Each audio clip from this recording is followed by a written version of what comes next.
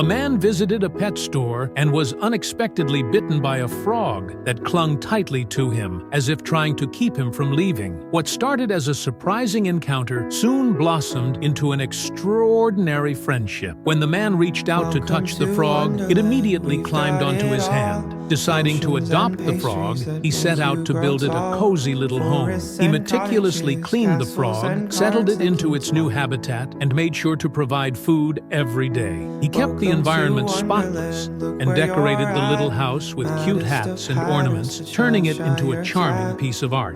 One day, the frog felt uncomfortable due to shedding its skin. The man promptly stepped in to help. Under his attentive care, the frog grew larger, eventually becoming almost as big as his hand. Despite the frog's continuous growth, the man's love for it never wavered.